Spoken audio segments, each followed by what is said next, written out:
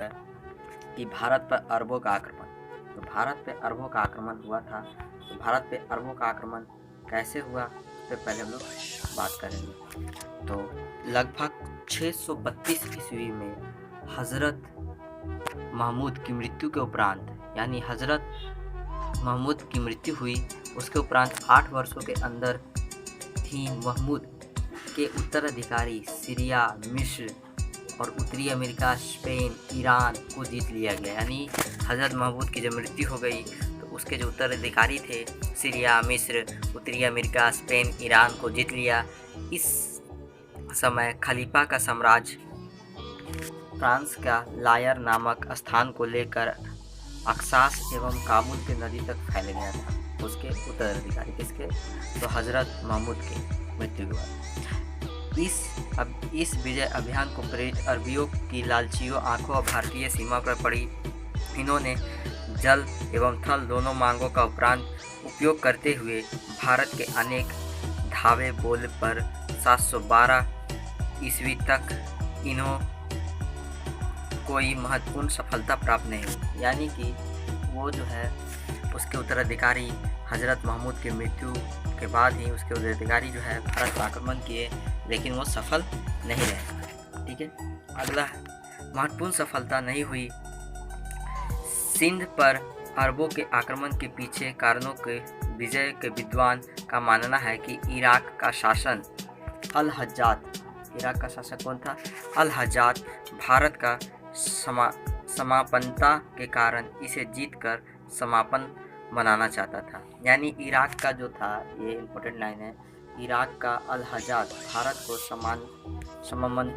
समापनता के कारण इसे जीतकर संपन्न बनाना चाहता था, मतलब अपने अधिकार लेना चाहता था। दूसरे कारण के रूप से माना जाता है कि अरबों के कुछ जहाज जिन्हें सिंध के देवल बंदरगाह पर कुछ समुद्री लुटेरे ने लूट लिया था के बदले ने खलीफा बंदरगाह को क्या किया? समुद्री बंदरगाह को लूट लिया था के बदले में खलीफा के सिंध राजा दाहिर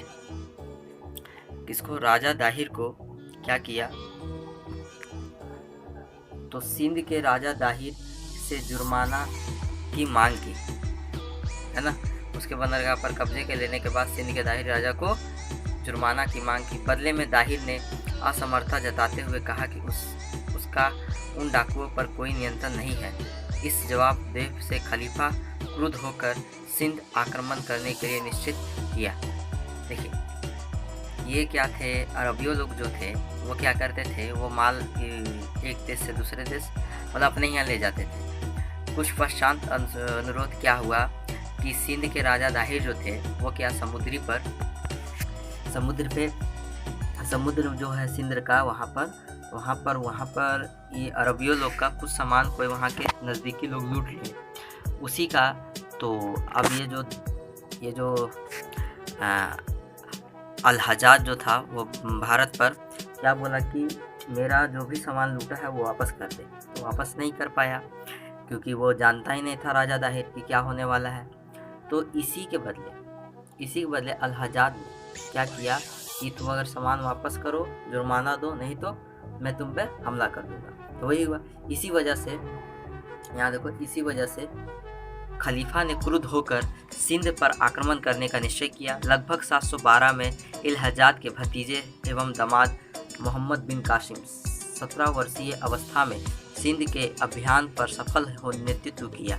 यानी वहाँ पर नेतृत्व यानी होता है नेता, ठीक है। तो अभियान जो चला लड़ाई का, उसमें नेतृत्व कौन किया? तो मोहम्मद बिन कासिम जो 17 वर्ष का था। इसने देवल, नेहरू और सीविस्तान जैसे कुछ महत्वपूर्ण दुर्गों के अपने अधिकार पर ले लिया, मतलब जगह का नाम है ये, जहाँ पर उसको हाथ ढेर सारे लूटकर माल लगा। यानी जहाँ से वो लड़ाई लगा उसको ढेर सारा माल वहाँ से मिला। इस जीत के बाद कासिम ने सिंध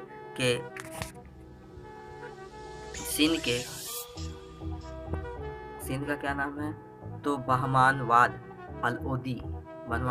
अलोद आदि स्थानों पर जीतने के लिए मध्य प्रदेश की ओर प्रांत किया, यानी मध्य प्रदेश की ओर बढ़ा।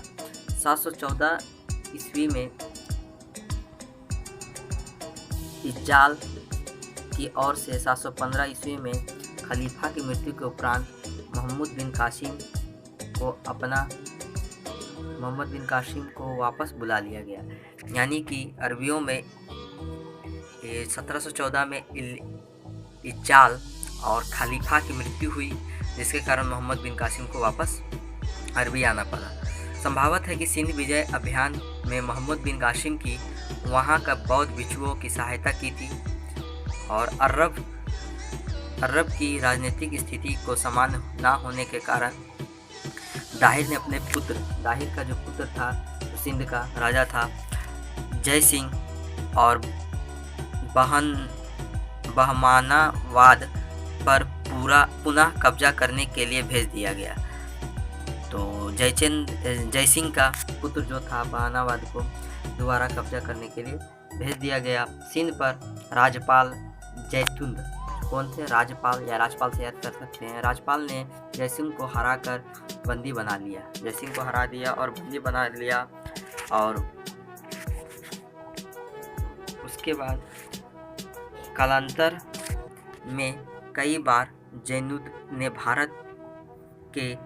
जयसिंह को भारत के आंतरिक भागों को जीतने के हेतु सेना भेजी, पर भारत नागफट यानी प्रतिहार, नागफट यानी क्या होता है? प्रतिहार, और पुलकेशित एवं यशोवर्मन चालुक्य ने इसे वापस खदेड़ दिया और इस प्रकार अरबियों का शासन भारत में सिंध प्रांत तक सिमट कर रह गया। यानी कि अरबियों का जो शासन था लास्ट सिंध तक ही सिमट कर रह गया। कालांतर में इन्हें सिंध का भी त्याग करना पड़ा, यानी लास्ट में उन्हें भी अरबियों को सिंध का त्याग करना पड़ा। उसके बाद क्या होता है? भारत पे अरबों का आक्रमण परिणाम, यानी कि वो जो आक्रमण हुआ उसका परिणाम क्या निकला? तो अरबों के आक्रमण में भारतीय सभ्यता की संस्कृति में लगभग 1000 ईस्वी तक प्रभाव रहा, यानी कि अरब लोग जो है 1000 ईस्वी तक प्रभाव रहा भारत पे। प्रारंभ में अरबियों ने कठोरता ने इस्लाम धर्म को थोपने का प्रयास किया। तत्कालीन शासन विरोध के कारण इन्हें अपनी नीति बदलनी पड़ी। सिंध के अरबों के शासन में परस्पर दोनों संस्कृतियों मध्य प्रतिक्रिया। अरबियों की मुस्लिम संस्कृति पर भारतीय संस्कृति काफ़ी प्रभाव पड़े। ठीक है, अरब जब आया वो क्या किया? तो एक प्रथा चलाया जिसमें क्या होता था कि या तो कर दीजिए, नहीं दीजिएगा तो आप मुस्लिम धर्म को अपनाना होगा। अरबियों ने चिकित्सा, दार्शनिक, नक्षत्र विज्ञान, गणितज्ञ आदि प्रबंध की शिक्षा भारतीयों से ग्रहण की। और ये जो है अरबियों लोग क्या किए कि भारत से बहुत सारे शिक्षा ग्रहण किए। ठीक है, अब आगे चलते हैं। जो भी अंडरलाइन किए हैं आप उसमें से कुछ पॉइंट जो है अपने मुताबिक लिख सकते हैं। अगला है चरक संहिता पंचतंत्र में अरबियों का अनुवाद किया गया है। बगदाद के खलीफाओं ने विद्वान संरक्षण प्रदान किया। खलीफा मसूर समय में अरब विद्वान ने अपने ब्रह्मगुप्त रचित या ब्रह्म सिद्धांत या खड्डखंड को लेकर बगदाद गए, जो अल्फजारी ने भारतीय विद्वान के सहयोग को इन ग्रंथों को भाषा अरबी में लिखा।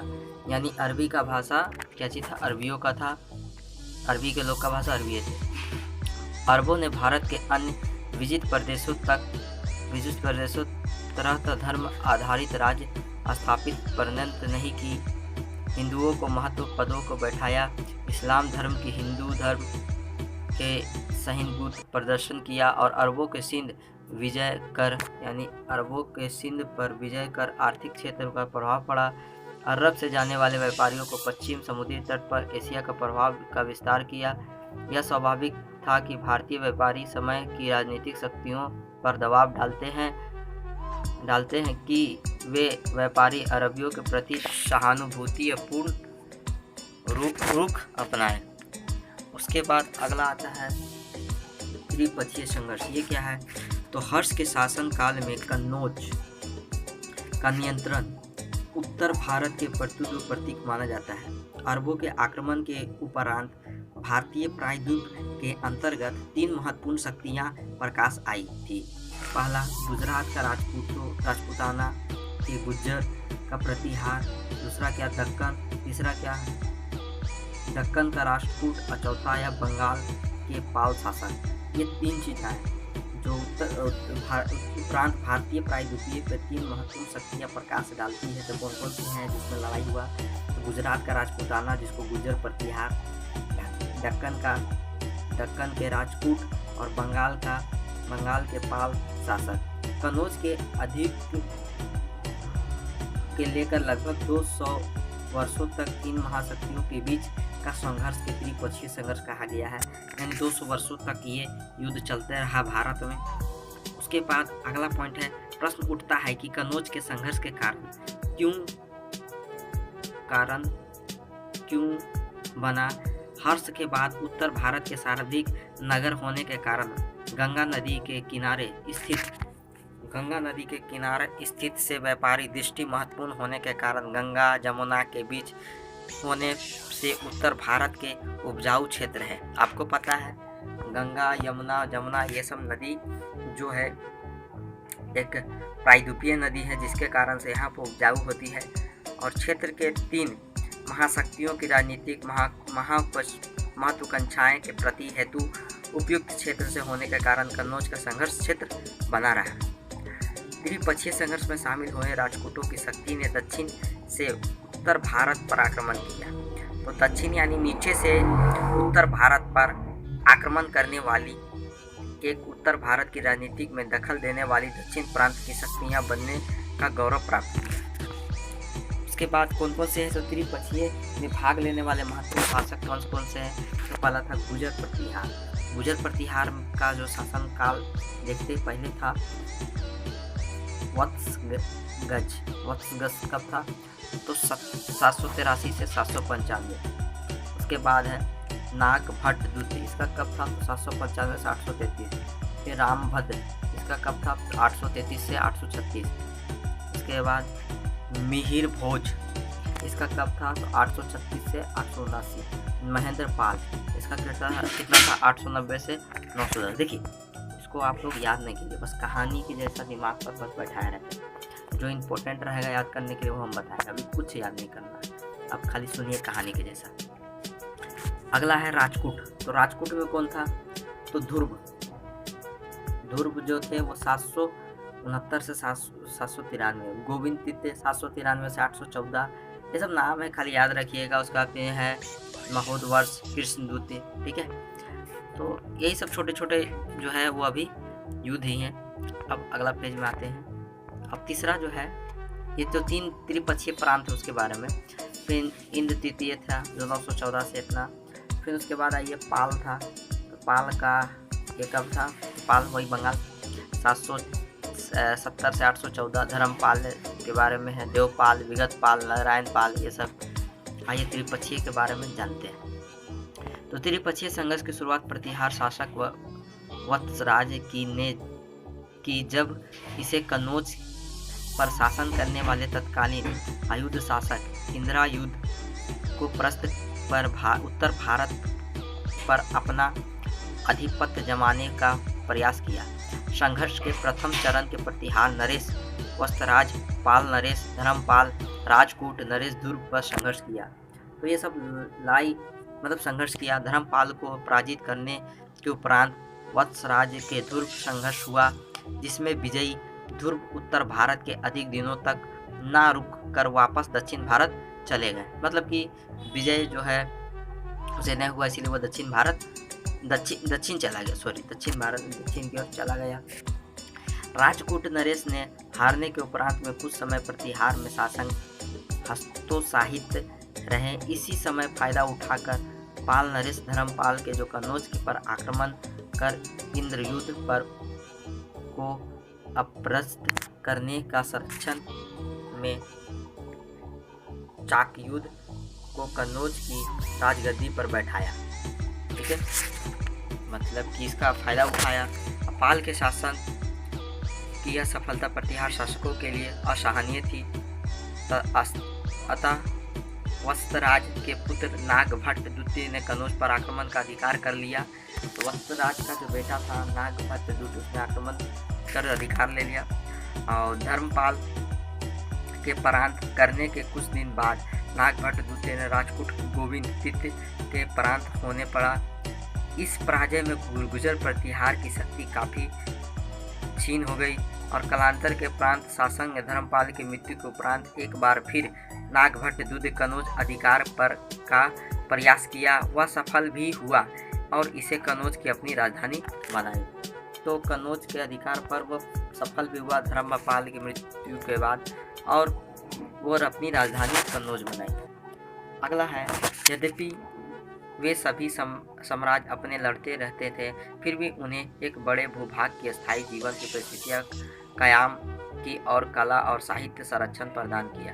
इन तीनों राजकूटों को सबसे अधिक समय तक कायम रहा, और यह न केवल उस काल के सबसे अधिक शक्तिशाली साम्राज्य था, बल्कि इसने उत्तर और दक्षिण भारत के आर्थिक एवं सांस्कृतिक क्षेत्रों और उत्तर और दक्षिण के बीच हेतु का काम भी किया। ठीक है, यानी सांस्कृतिक और आर्थिक का भी काम किया। अब आते हैं गुर्जर प्रतिहार वंश। इसमें कौन कौन है? अग्निकुल के राजपूतों के प्रतिहार में इसलिए कहा गया क्योंकि गुर्जर के आंखों में संबंधित उसकी उत्पत्ति गुर्जर था। जैसे नागभट्ट प्रथम थे 730 से 756, ये संभवतः नागभट्ट प्रथम संस्थापक थे किसके? तो इस वंश के, नागभट्ट के, और इसीलिए इसे ग्वालियर अभिलेख जानकारी मिलती है, जिसके अनुसार इसे अरबों के सिंध से आगे नहीं बढ़ने दिया। ठीक है, वत्सराज आए, फिर नागभट्ट द्वितीय आए, इसी तरीक़ा से चलते रहा। ठीक है, जितना पढ़ना हो तो पढ़ सकते कहानी की तरह। अभी कोई भी इम्पोर्टेंट पॉइंट नहीं है, ये सिर्फ कहानी है जो त्रिपक्षीय युद्ध हुआ उसके बारे में। फिर उसके बाद ये तो उसके बारे में सब चर्चा कर चुके थे शुरू स्टार्टिंग में ही। फिर माहिर भोज आया, मतलब कि कुछ कुछ आए जो अपने अपने स्थान को, कुछ फिर महेंद्र पाल आया। फिर राजकूट में दत्ती दुर्ग आए, इसकी स्थापना 752 ईस्वी में दातिर दुर्ग के और महानशेख महाखंड और अपनी राजधानी बनाया। और ये कराची, कलिंग, सिलोज, मालवा, लाल टंक आदि सब राजकूटों को साम्राज्य किया, मतलब कि ये अपनी राजधानी इधर उधर फैलाए। कृष्ण प्रथम आए, फिर ध्रुव आए। ये कुछ इम्पोर्टेंट नहीं है, अभी भी कुछ इम्पोर्टेंट नहीं, ये सिर्फ आपको एक बेसिक के तौर पर आपको दिखा दे रहे हैं कि कहानी कहाँ से स्टार्ट है। कहानी जो है मध्यकालीन भारत, ये यहीं से स्टार्ट है। ठीक है, फिर गोविंद तृतीय आया। फिर उसके बाद अगर पढ़ना हो तो पढ़ सकते हैं, वीडियो को पॉज कर लेना अथवा हिट कर लेना, लेकिन कुछ ऐसा महान नहीं बन पाइएगा। कुछ ऐसा कुछ दिया हुआ नहीं है, खाली वो आया और तृतीय आया, उसका फिर इंद्रपाल आया और कृष्ण द्वितीय आया। ये सब क्वेश्चन ऑब्जेक्टिव में देख लेंगे, जहाँ पर जो भी ऑब्जेक्टिव होगा हम इम्पोर्टेंट करके टिक लगाकर आपको वहाँ पर वो कहानी याद दिला देंगे। और देवपाल आया, फिर प्रथम महिपाल आया, फिर नागपाल आया, फिर रामपाल आया। अब यहाँ से हम लोग कुछ अच्छी चीज़ पढ़ेंगे। 9वीं शताब्दी के बाद उभर के आए कुछ क्षेत्रीय राजवंश, ये सबसे इम्पोर्टेंट है, इसको हम लोग नेक्स्ट वीडियो में पढ़ेंगे। बस आज के लिए इतना ही। Thank you, best of luck.